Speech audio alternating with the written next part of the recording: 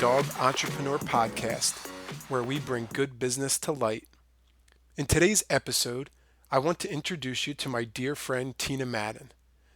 Tina has had quite a few interesting life experiences. She is an open book, always open and eager to share. Many would know Tina from the very first Cesar Milan, the Dog Whisperer, TV show, Episode 1, where she was seeking help for her troubled, to put it lightly, rescued dog Nunu, the killer Chihuahua. This reply to a Craigslist ad forever changed Tina's life.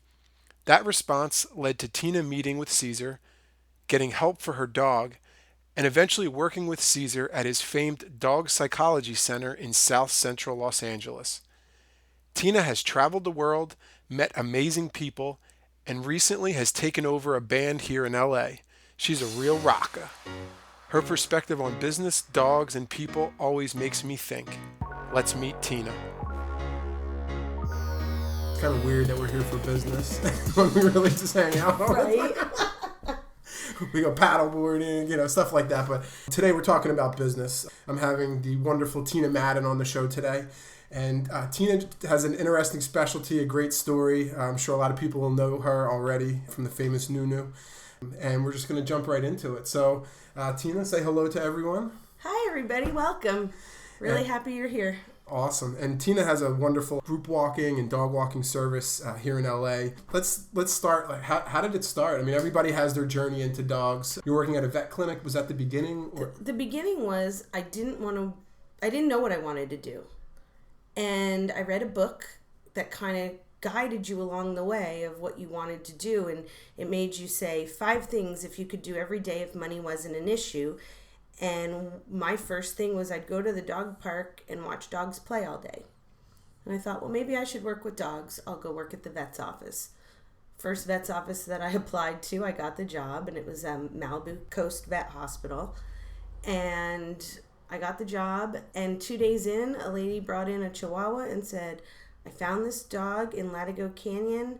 I have 2 Great Danes. I can't keep him. And I said, I'll take him. I'll find him a home. I know people who work in rescue.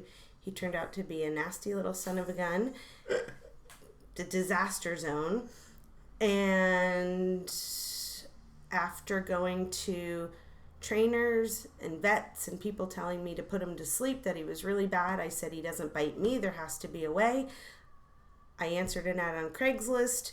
That was for the Dog Whisperer show. So we were the first episode filmed for Dog Whisperer. Oh my God, that is crazy. Crazy. All from this lady who walks in with this. What if she didn't go hiking that day? Like, what if she had a foot injury or something? I mean, it's just crazy when you think about it. So you had mentioned Nunu was. Did he try to bite anybody when she first brought him in? I mean, like, he was okay with her or her husband? She handed him to me, and he growled at me a little bit. But I just took him and walked away. I thought he was just scared. I was like, whatever, he's fine. And then I was kind of carrying him around because you don't want to put him on the floor of the vet's office until he gets a checkup. And I was just carrying him around. And one of the vet techs came over and went to pet him, and he bit him. And I was like, oh my God, this little shit. And then I started protecting him and feeling sorry for him. And I brought him home, and my roommate got bit a gazillion times. And she wanted me dead, and he wanted her dead, and he was 4 pounds, and so anyway, Then I had him, and the vet had to call me in and say, you've been here 2 days, you can't be taking home dogs every time someone brings a dog in. And I'm like, well, there's a reason I have this dog, I don't know what it is. Answered an ad on Craigslist, went on the Dog Whisperer. After he came, I didn't know who he was, nobody did. Yeah. And after he came into the house, I said to my roommate, I want to work for that guy. And a few months later, I quit my job. I was supposed to board the dog with Cesar, and I called to say I couldn't board because I quit my job and I wasn't going on my vacation. And his assistant said, you need work? And I said, yep. She said, can you do office work? I said, sure. And off I went. Wow. Okay. It's as simple as it was. It's as simple as it was. Oh my goodness. And it just obviously all meant to be. Yeah. It was just, hey, I'm going to go work at the vet's office. So you worked there for a few years, and then you started to do your own thing. At that time, I wasn't doing my own thing. When I was at the vet's office, I was obviously at the vet's office, and then I went to work for Cesar. And while I was working for Cesar, I started taking clients on the side. He knew, but I would just charge like the lowest amount just so I could go out. And if it was a big problem, I would just refer to somebody that I knew could handle the dog. And I just started getting call after call, and I was working full-time for Cesar, part-time for myself. And then one day Cesar decided he was going to move to Santa Clarita with the business, and it was too far for me. And he said, "You're ready to be on your own anyway, aren't you?" And I said, "Yeah." And he said, "Then fly, be free." And I said, "Okay." And off I went, and I already had a full schedule because I did it that way. And then little by little, I've always just been, by word of mouth, I was getting all the calls, for all the bad dogs in the neighborhood. "You got to help me. You got to help me. You got to help me. You're my last resort." I'm like, "Well, I'm not your last resort. You're your last resort, but I can help you." Yeah, you can start to lead them down the path. Yes. So you were getting. It's kind of funny. You had two interesting things that I think a lot of people go through when they're starting their business. The one is they're trying to manage their full-time job while starting their own thing. How was that? I mean, so you're working your normal job, and then you have to answer emails and service your own clients. I mean, did it wear you down? I mean, I was exhausted. Yeah. I actually felt like I had mono or something. I was so tired all the time. But I knew it was just because I was overworking myself, but I knew there was a means to an end. So it was worth it.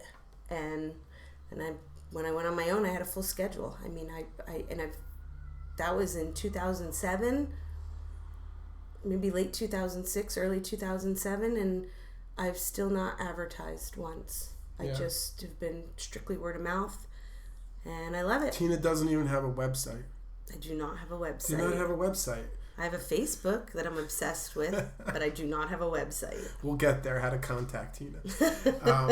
That's how I contacted Tina. Truth. I'm like, who is this crazy guy that wants to meet me for sushi? I'll email anybody. We're all friends. Well, you were from Jersey, so I just took it. I'm like, okay, he's from Jersey. Just leave your wallet in the car. He's got to be cool. No, I'm from Jersey. I know. He's cool. So one of the other business challenges you had mentioned that I thought was really fascinating was how to plan the start of it. Is it walking? Is it boarding? What are you doing? You first started getting into a lot of the training, which is much more human oriented. You're trying to coach the humans how to get their dog better, and now you do play groups and dog walking. But how do you balance that? How did you decide what areas you wanted to conquer? It wasn't really a decision. It kind of happened organically.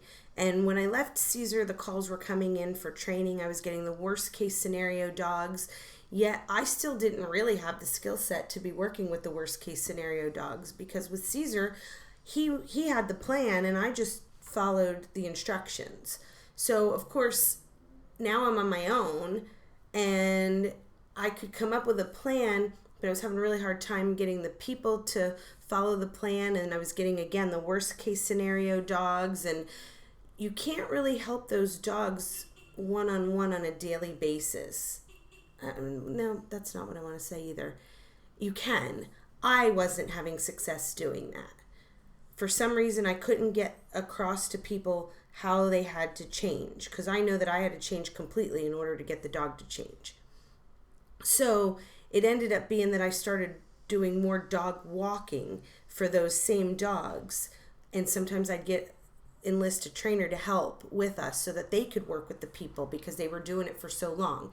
I could take on light problems. I could take on training puppies and potty training and leash walking, but when it was a severe problem, I couldn't get across to the people. Today I could, but now I've transitioned into more dog walking and play dates with dogs and hiking, and dog sitting, which I love. Yeah. But I do get the worst of the worst sometimes. And not that they're the worst. I love them.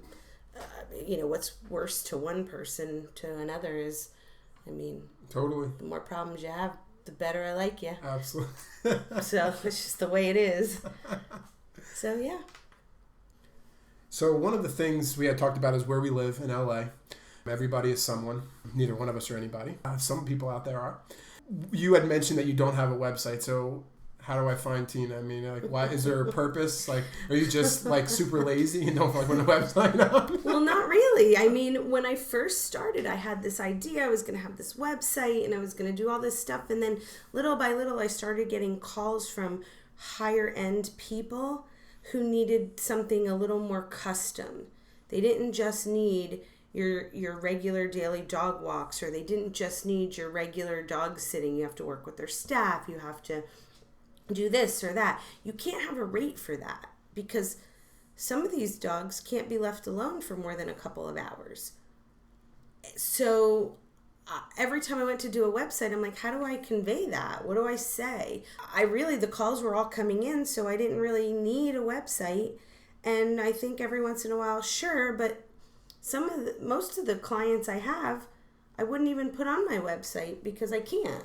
Yeah, and that's what I was we were talking about before, that you have to be discreet with these people because they're not looking. They might actually like the fact that you don't have a website. They love it. Yeah, so because they don't want people to know who their person is. They love it. I mean, I was walking past the Beverly Hills Hotel one day, and there was a tour bus. And I had 2 pit bull puppies, and they were sitting really nicely waiting for everybody to get off the bus. And the one guy said, oh my God, I'm in love with your dogs. Can I pet them? And I said, they're not my dogs. I'm their trainer. And if they come to you, yes. But you can't just run up and pet them because I'm trying to teach them to be calm around people. And he walked over. I didn't recognize the band, but they were a band. And they came over and they were petting the dogs. Everything was good. And he said, oh my God, I need help with my dog. Do you have a website I can go to? And I said, no, I'm referral only. And he went, perfect. That's exactly what I was hoping for. And right then and there was when I decided, you know what? I don't need a website. I don't even have cards. I give them my phone number. They call me. That's how it works. And by the time they get to me, it's through someone that I've already worked with. They already want to hire me. So I'm cutting out a lot of my time where I have to spend selling myself because someone else already did that for me. Am I as busy as some of the people I see out there who have websites and Yelp and all that stuff? No, I'm not. But I'm also doing a service that's a little more high end, so I can charge a little more. Totally. When we get together and we do chit chat, you're partly running some of these households too. You know, you're dealing with the staff, you're letting people in and out. I mean, it's more than just the dog. I mean, they love their dog so much, so they want you there the whole time. But you know, it starts to bleed into other little tasks. So when you were coming up with your rates, did you just come up with a flat rate, or do you still tailor it? How much do you customize it for each client? I tailor it. When someone calls me on the phone, I ask a lot of questions. I want to know where they're located. I want to know exactly what they need. What is it that you need? Because not anyone can be a dog walker. It's not just, oh, let's go walk a bunch of dogs and we'll have a business. It's a lot of work. But you've got these people's animals and they could hurt somebody. I don't really have a set rate because what I'm learning is a lot of people need you to do other things besides just walk their dogs or just stay at their house. And if that's the case, my rates go up. And they know that. So I'll either sit and talk to them face to face, which is what I like to do. I want to meet their dogs. I want to see what I'm dealing with before I even come up with a rate. Because to say I'm going to charge you X amount of dollars and then you add 5 different things in that I need to do when I'm at the house every day, and it puts me behind my other daily stuff a couple hours, I have to charge for that. Totally. Like right now I have a client who's going to be filming at their house and they want me to be there 3 days in a row. Great, but you have to cover my other rates for the dogs that I see on those other days. And that's just the way it has to be, or otherwise I have to go do the other because, again, it's my business. How tough was it to have that talk with people? Because a lot of people struggle with raising their prices. I mean, I did. I don't know if you ever did. Like, people aren't going to pay that. Like, come on. I mean, when you were saying, like, hey, yeah, the normal rate's this, plus you have to cover this, did that feel weird? No. Not even a little, because I believe in self-worth. Yep. I believe everyone should have self-worth. Charge money because you don't think you're worth it, then maybe you should find something that you feel like you're worth doing. Or figure out a way to have better self-worth, because I spent a lifetime not thinking I was worthy. And so you were ready. You had the skills. It came easy when it was something that I was passionate about. Yeah. Because I know that I take really good care of people's dogs. I know that I do. Yeah, absolutely. And they know they do, that you do too. So yes, that's why they pay. Yes. Now, one of the things, while they're gone, how about neighbors? Like, I couldn't even imagine living next to somebody that's a celebrity and, like, watching them drive out every day, you know, knowing they got security around the house. You can't see anything and you're dying to know because you live there, right? Do they bug you when you're walking by with the pup? I mean, do you even walk in the neighborhood, or how do you handle all that? Well, first of all, in a lot of the celebrity neighborhoods, there's other celebrities. So I do see quite a few of them, and they kind of keep to themselves. They'll wave, you know, they see me pulling out of certain driveways. They know, they'll wave, they'll say hi. But every once in a while, there's just that neighbor that wants to know everything. So, where'd they go? How long are they going to be gone? Meanwhile, I'm thinking, I don't even know where they are because I don't ask. I mean, in the day of cell phones, you don't have to call hotels and ask for people. You text them or call them on their phone. So unless they tell me where they're going, I have no idea where they are. You know, and I'll have, oh, I brought you a gift from Italy. Oh, you're in Italy. I had no idea. Cool. Do you have pictures you want to share? I'll ask because I'd love to see people's pictures. But again, it's just one of those things where sometimes a neighbor wants to know more than you know or you want to know. And whether I know or not, I'm in the situation right now where the neighbor asks me every time, so when are they coming back? Like, I don't know. They're like, where did they go? I have no idea. I'm actually telling the truth. Yeah. That's the truth. Yeah. I have no idea where my clients are right now. Yeah. I'm staying at their house.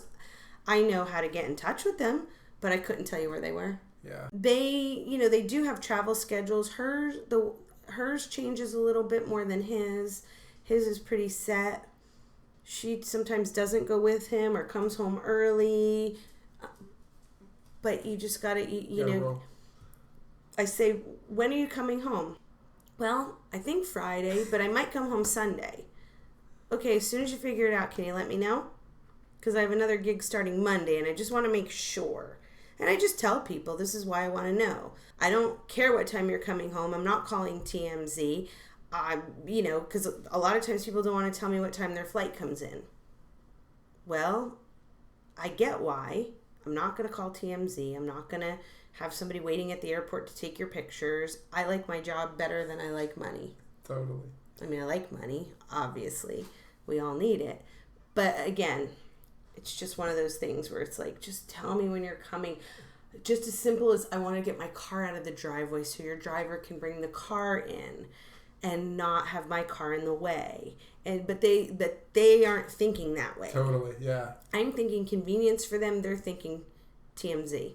Yeah. And TMZ's at the airport waiting for my client quite a bit. Yeah. I see them on TMZ. And I go, oh, God. Yeah. It's an interesting problem to have to think about. You know, you're trying to make their life easier, and they're trying to like avoid their minds totally somewhere else. And I can't understand why. I'm like, why won't you tell me when you're coming home? I just want to know. Oh, I literally, the last time I stayed there, I got up, I was making the dogs breakfast and myself breakfast, and there they were. They walked into the kitchen, and I was like, well, good thing I put a bra on, because when did you get home? They're like 3 a.m. Great, so you've been in the house with me the whole time. I had no idea. Fabulous. Just zip the lip, right? That's fine with me, but good thing I didn't get up to go pee in the middle of the night. My t-shirt. So while you're managing all these moving parts, one of the things I hear you say a lot is you don't understand what their life is like unless you live it. So I'm sure that's kind of interesting to be a part of. I mean, do you get more compassion for the people knowing that, everybody wants to look in their trash can? I mean, it's like probably overwhelming, right? They probably, you're like one of the few people they actually feel safe with talking and hanging out with. It's funny because I started to see it when I worked for Cesar, believe it or not. We'd be sitting having dinner, and all of a sudden people would just walk up and be like, "Excuse me," and they want to talk and tell you all about their dog. And I understand why they want to do it, but he's having dinner with his friends, his family, and it was weird to me. Walking through airports, I would just watch how people would stare at every move we made, and it was weird. It was really weird to me. I thought, wow, this is what it's like.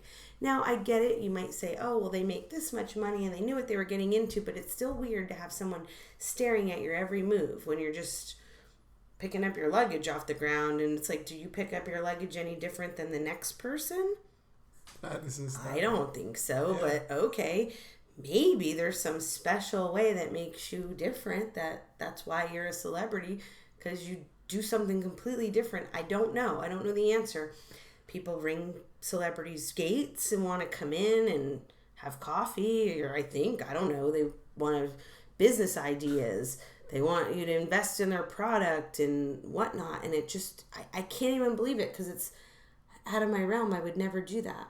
Yeah. When I bartended, I had an A-list celebrity at my bar that loved me, that would come in on the nights I worked, and he said, "You treat me like a human."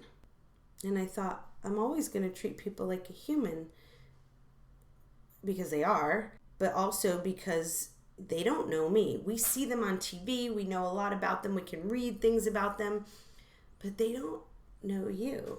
So there you are, like, yeah, I know everything about you, and they're going, but I don't even know your name. Mm-hmm. I introduce myself to celebrities if I'm talking to them. Oh my God, that's a great story. Tell that story about you meeting, because it's not a client, so you can mention who it was. You were on the boardwalk in Venice and you were holding Nunu. I was walking Nunu.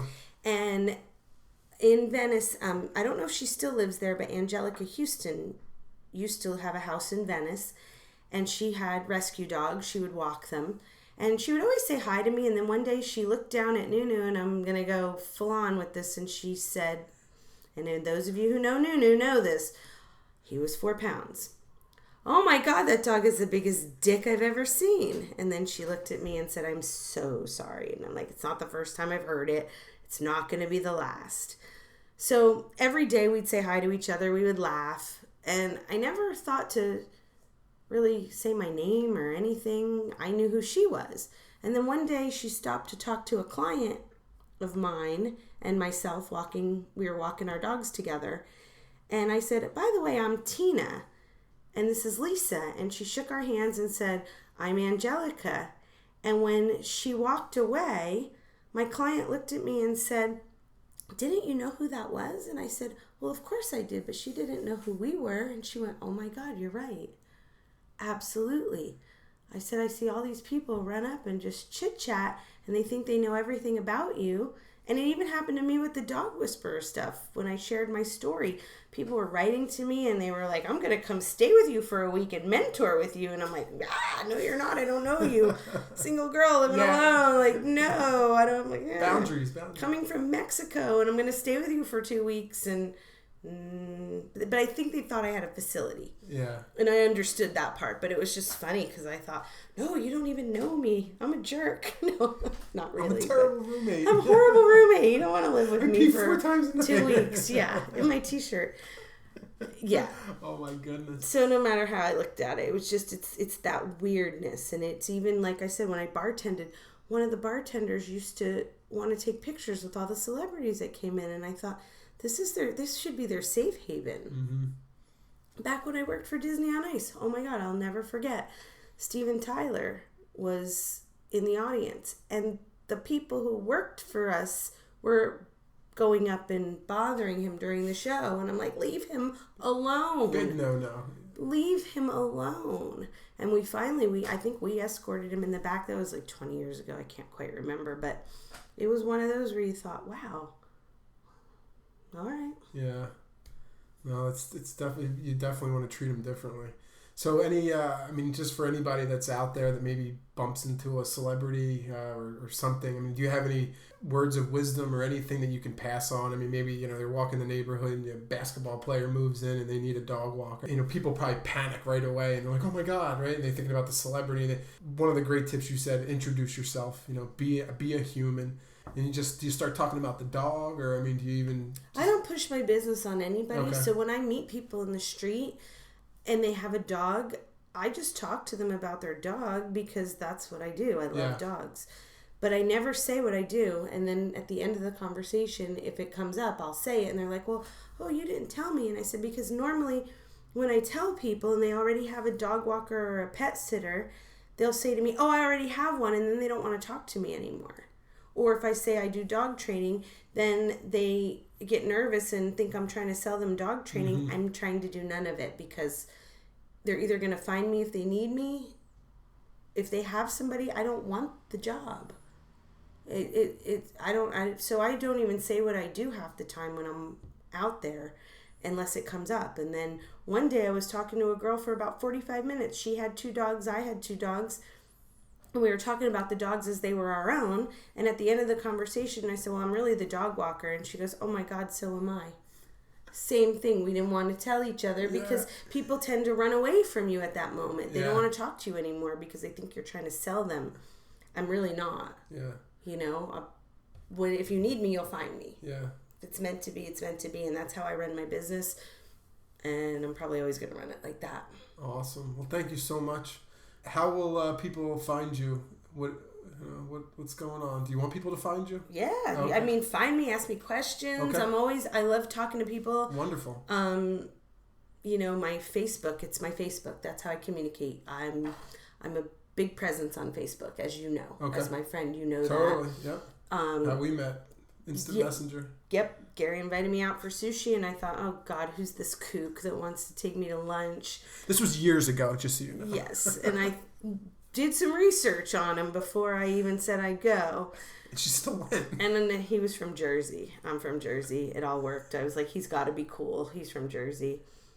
And he bought 9 sushi rolls the first day we went out, and I knew I loved him at that moment because he liked to eat. That's me. But if you want to find me, I have a big presence on Facebook. I'm not just dog on Facebook. It's not all dog. I do a lot of inspirational stuff. I'm a huge music fan. I sing part-time in a band, kind of, sort of, and I'm not really a singer, but I'm having fun and conquering fears. That's awesome. However, that's how you find me. Write to me. Don't be afraid. I love to talk to people. Wonderful. Tina Madden. That's it. And you'll find me because, it's either going to be a sunset, a rock and roll picture, or a dog. I can attest to the sunsets. Many a sunset. Many. Beautiful. Wonderful. Thank you so much for coming. Thanks for having me. Have a great day, everyone.